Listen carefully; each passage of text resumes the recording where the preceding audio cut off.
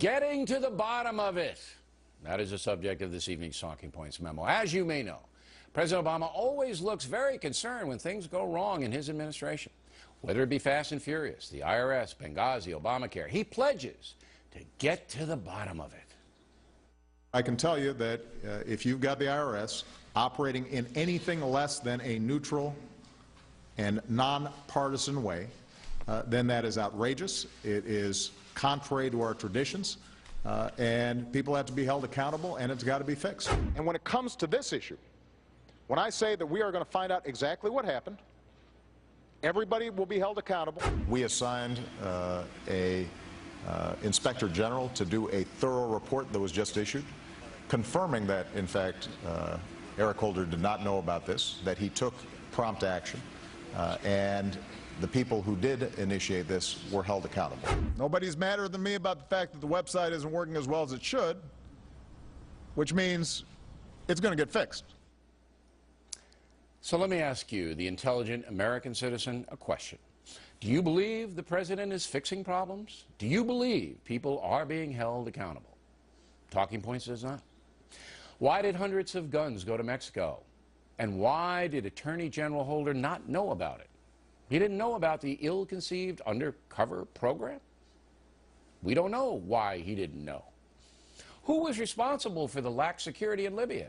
And what was discussed at the White House meeting the day before the American ambassador was murdered? We don't know.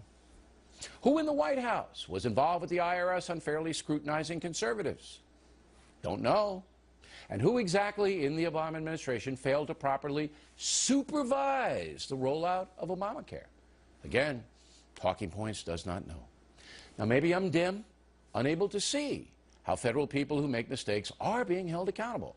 Maybe my staff missed it. Maybe I simply do not understand what getting to the bottom of things really is. Or maybe I understand too well that the White House will not own up to the Obamacare chaos or anything else. Is Secretary Sebelius the responsible party? Is she the quarterback for these mistakes? I understand contractors made mistakes, but ultimately, is the HHS Secretary responsible? Is the President responsible?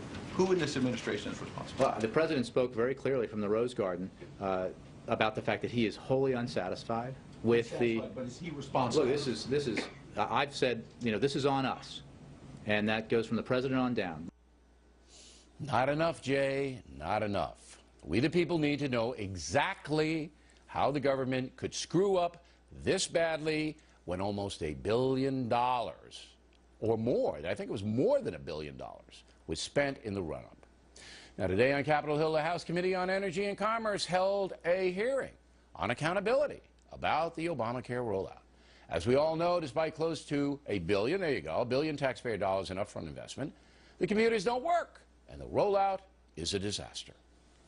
How can the administration punish innocent Americans by forcing them to buy from a system that does not work and whose rollout has been nothing short of a disaster? If we want this law to work, we've got to make it right, we've got to fix it, not what the Republicans have been trying to do, nix it and repeal it. So when Speaker Pelosi then said, we've got to pass the bill before we know what's in it, we're finding out. We're finding out a flawed tech system that's a mockery. So once again, here we have my Republican colleagues trying to scare everybody. Will the gentleman yield? No, I will not yield to this monkey court or whatever this thing is. This is not a monkey court. By the way, monkeys all over the world are horrified they're being dragged into this debate.